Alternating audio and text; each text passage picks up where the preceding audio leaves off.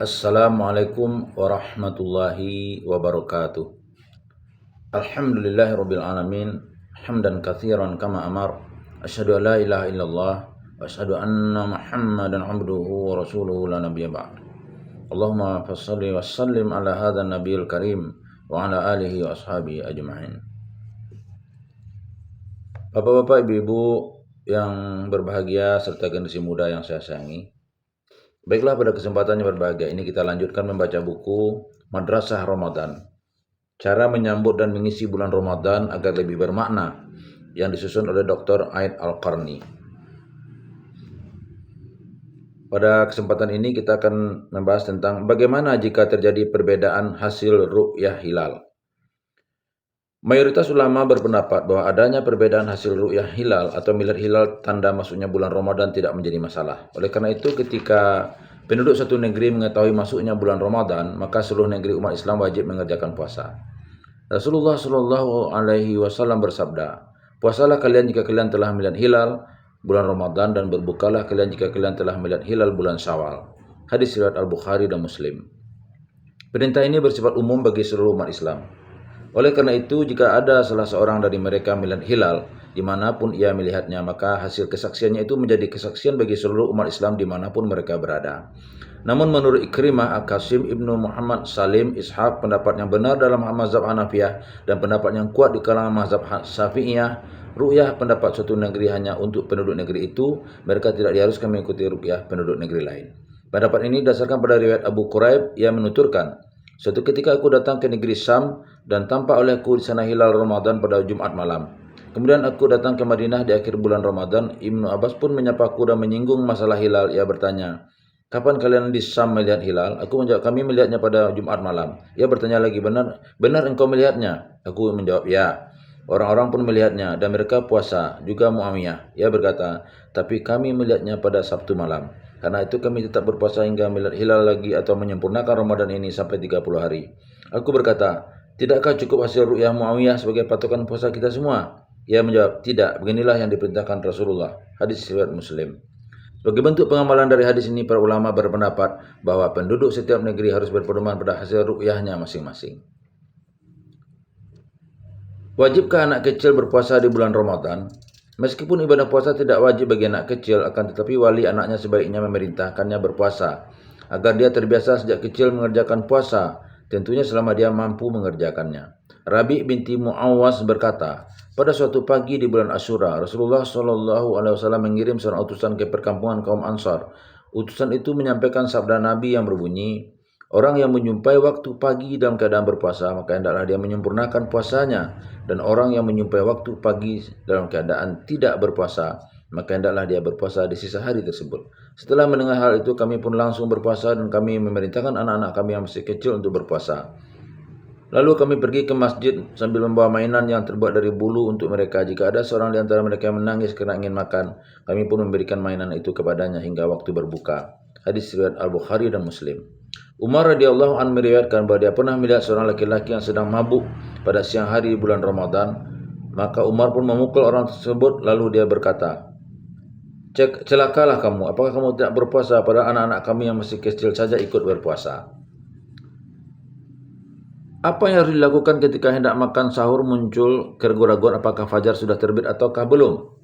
Jika seseorang merasa ragu apakah fajar sudah terbit atau belum, maka dia boleh makan dan minum sampai dia benar-benar merasa yakin bahwa fajar telah terbit atau hingga tidak ada lagi keraguan ketika dia mengerjakan perbuatan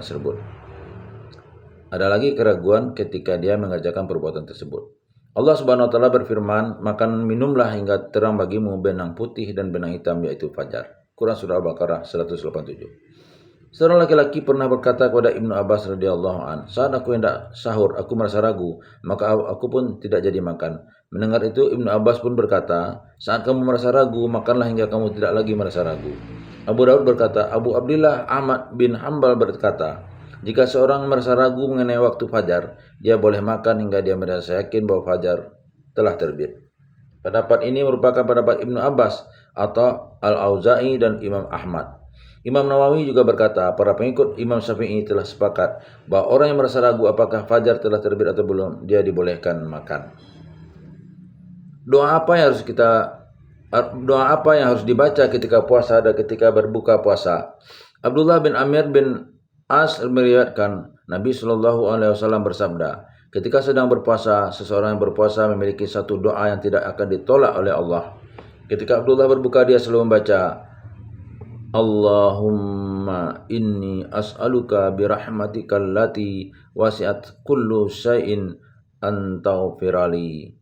Ya Allah, sungguh dengan limpah rahmat-Mu yang meliputi segala sesuatu, aku memohon kepadamu agar Engkau memberikan ampunan kepadaku.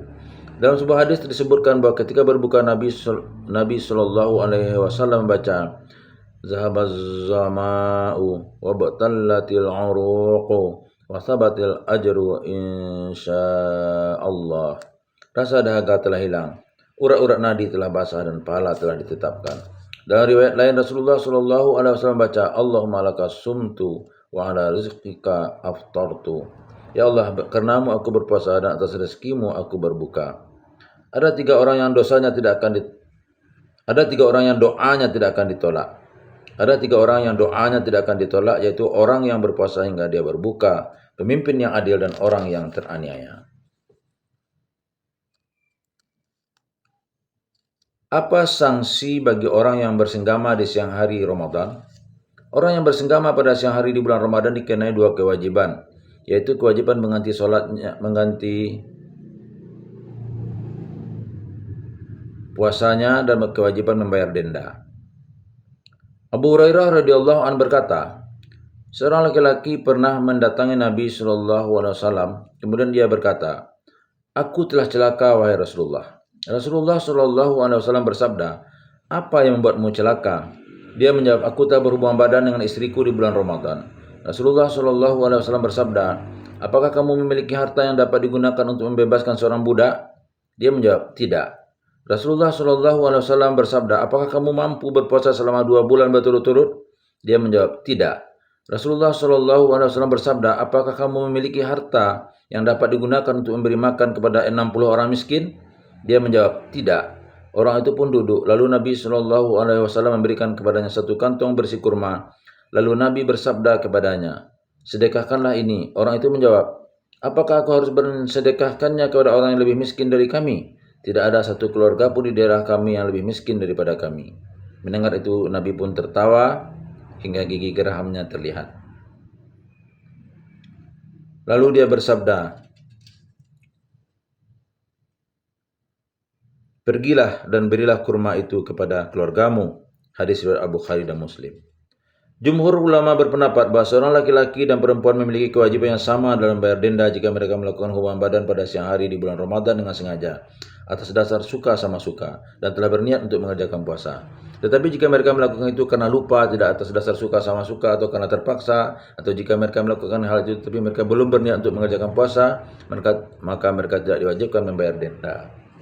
Sedangkan jika seorang wanita dipaksa lelaki untuk berhubungan badan dengannya, atau jika pada saat berhubungan badan wanita itu sedang tidak berpuasa karena ada alasan tertentu, maka denda itu hanya diwajibkan kepada pihak laki-laki dan tidak diwajibkan kepada pihak wanita. Menurut mazhab Syafi'i, seorang wanita tidak diwajibkan membayar denda secara mutlak, baik dia melakukan hubungan badan itu atas dasar kemauannya sendiri maupun atas karena dipaksa. Dia hanya diwajibkan untuk mengganti puasanya. Sebagian ulama berkata, pendapat yang paling benar adalah pendapat yang mengatakan bahwa kewajiban membayar denda itu hanya dikhususkan untuk laki-laki. Jadi tidak ada kewajiban sedikit pun bagi wanita. Karena denda merupakan kewajiban mengeluarkan harta di mana kewajiban tersebut berkaitan dengan aktivitas berhubungan badan. Oleh karena itu kewajiban tersebut hanya dibebankan kepada pihak laki-laki dan tidak kepada wanita. Dalam hal ini kewajiban tersebut adalah seperti kewajiban membayar mahar. Abu Daud berkata, Imam Ahmad pernah ditanya tentang seorang laki-laki yang menggauli istrinya di bulan Ramadan. Apakah dia wajib membayar denda? Imam Ahmad pun menjawab, aku tidak pernah mendengar bahwa seorang wanita diwajibkan untuk membayar denda. Dalam kitab Al-Mughni, Imam Ahmad menjelaskan, alasan mengapa kewajiban itu hanya dibebankan kepada laki-laki adalah karena Nabi SAW telah memerintahkan kepada laki-laki yang telah berhubungan badan di bulan Ramadan untuk memerdekakan budaknya. Tetapi Nabi tidak memerintahkan kepada istri laki-laki tersebut untuk melakukan apapun, meskipun Nabi mengetahui perbuatan itu juga dilakukan oleh wanita tersebut. Menurut jumhur ulama, denda itu harus dilakukan secara berurutan sesuai dengan urutan yang telah disebutkan dalam hadis di atas. Oleh karena itu, seorang lelaki yang telah melakukan perbuatan tersebut harus memerdekakan budak terlebih dahulu. Jika dia tidak mampu berpuasa 2 bulan berturut-turut, jika tidak mampu pula maka dia harus memberi makan kepada 60 orang miskin dengan makanan yang biasa dimakan oleh keluarganya. Dengan demikian dia tidak boleh berpindah dari satu kewajiban ke kewajiban yang lain, kecuali jika tidak mampu melakukan kewajiban yang lebih dahulu disebutkan. Sedangkan menurut mazhab Maliki dan salah satu riwayat dari Imam Ahmad, laki-laki itu dibolehkan memilih salah satu dari ketiga kewajiban yang disebutkan dalam hadis tersebut. Jika salah satu dari ketiganya dia lakukan, dia akan diberi pahala. Hal ini sesuai dengan hadis yang diriwayatkan oleh Imam Malik dan Juraid dari Humaid bin Abdurrahman dari Abu Hurairah bahwa ada seorang laki-laki yang tidak berpuasa pada bulan Ramadan. Maka Rasulullah SAW pun memerintahkan kepadanya untuk memerdekakan budak atau berpuasa 2 bulan berturut-turut atau memberi makan kepada 60 orang miskin. Kata atau dalam hadis tersebut menunjukkan adanya kebebasan memilih. Sebab pada dasarnya denda itu diwajibkan karena adanya pelanggaran. Oleh karena itu denda itu pun harus dilakukan atas dasar pilihan orang yang melakukannya seperti layaknya denda yang dibebankan kepada orang yang melanggar sumpah. Menurut para pengikut Imam Hanafi dan menurut salah satu riwayat dari Imam Ahmad, jika seseorang berhubungan badan secara sengaja pada siang hari lalu ketika dia belum membayar denda, dia berhubungan badan lagi pada hari yang lain, maka dia hanya diwajibkan untuk membayar 1 kali denda. Sebab pada hakikatnya denda itu merupakan hukuman yang diberikan kepadanya karena dia telah melakukan suatu perbuatan kriminal yang diulanginya padahal dia belum menjalani hukuman tersebut. Oleh karena itu hukuman itu pun dijadikan menjadi 1. Sedangkan menurut Imam Malik, Imam Syafi'i dan Imam Ahmad, orang tersebut harus membayar 2 kali denda karena 1 hari puasa merupakan ibadah yang terpisah. Oleh karena itu, jika seseorang telah diwajibkan membayar denda karena dia telah merusak puasanya, maka denda itu tidak dapat digabungkan dengan denda yang lainnya, sebagaimana 1 bulan Ramadan tidak dapat digabungkan dengan Ramadan lainnya. Akan tetapi semua ulama itu sepakat bahwa jika seorang muslim berhubungan badan pada siang hari di bulan Ramadan, kemudian setelah membayar denda dia berhubungan badan lagi pada hari yang lain, maka dia diwajibkan untuk membayar denda lagi. Selain itu mereka juga sepakat bahwa jika seorang muslim berhubungan badan sebanyak 2 kali dalam 1 hari, padahal dia belum membayar denda untuk perbuatan yang pertama, dia hanya diwajibkan membayar 1 denda. Sedangkan jika dia sudah membayar denda untuk perbuatannya yang pertama, maka menurut mayoritas ulama dia tidak diwajibkan membayar denda untuk perbuatannya yang kedua. Tetapi menurut Imam Ahmad, orang tersebut tetap diwajibkan membayar denda yang kedua.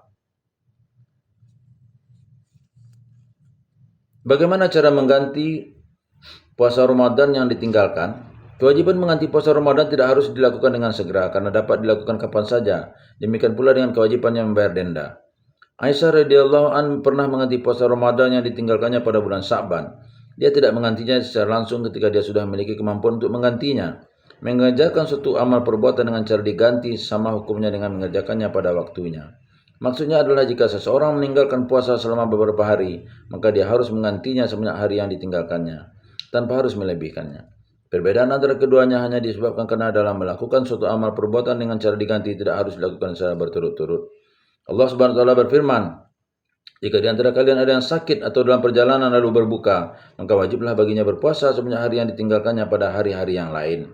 Quran Surah Al-Baqarah 184. Maksudnya adalah jika orang yang berpuasa sakit atau sedang dalam perjalanan, kemudian dia berbuka, maka hendaklah dia berpuasa pada hari-hari yang lain, baik secara berturut-turut maupun tidak, sebanyak hari yang telah ditinggalkannya. Pada ayat ini Allah menyebutkan kata puasa secara umum dan tidak membatasinya.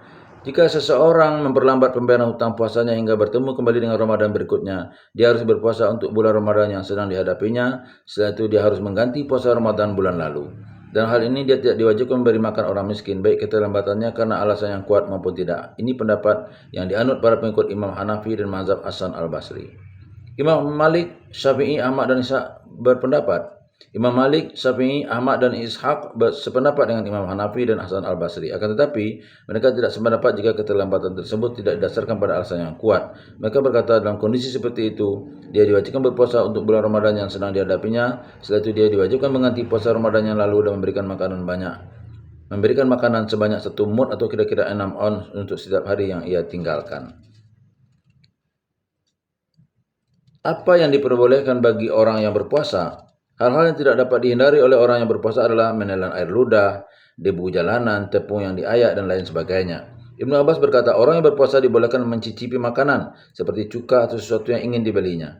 Hasan pernah mengunyahkan buah pala untuk cucunya, padahal saat itu dia sedang berpuasa. Ibrahim juga telah menganggap hal itu sebagai sebuah keringanan. Sedangkan mengunyah permen karet merupakan sesuatu yang dimakruhkan. Di antara ulama yang menganggap hal itu sebagai perbuatan makruh adalah As-Sa'bi, An-Nakahi, para pengikut Imam Hanafi, Imam Syafi'i dan Imam Hambali. Sementara itu Aisyah dan Atha menganggapnya sebuah keringanan. Sebab permen karet tidak sampai perut. Ia hanya seperti tongkat yang diletakkan di mulut seseorang. Akan tetapi hukum ini hanya berlaku jika permen karet itu tidak terpecah menjadi beberapa bagian. Sedangkan jika terpecah menjadi beberapa bagian hingga ada salah satu bagian yang masuk ke dalam perut, hal itu dapat membatalkan puasa.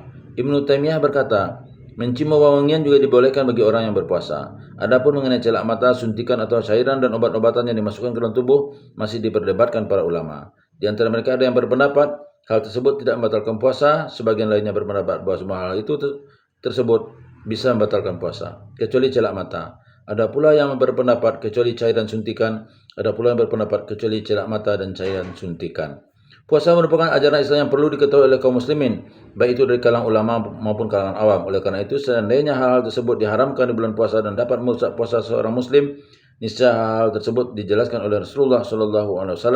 Seandainya Rasulullah telah menjelaskannya, niscaya para sahabat pun akan mengetahuinya. Lalu mereka akan menyampaikannya kepada umat Islam. Oleh karena itu, ketika tidak ada satu orang ulama yang meriwayatkan hadis tersebut, yang meriwayatkan hadis mengenai hal itu dari Nabi SAW, baik hadis sahih maupun lemah, hadis musnad maupun mursal, maka dapat diketahui bahwa Nabi SAW tidak pernah mengingkari satupun dari hal-hal tersebut.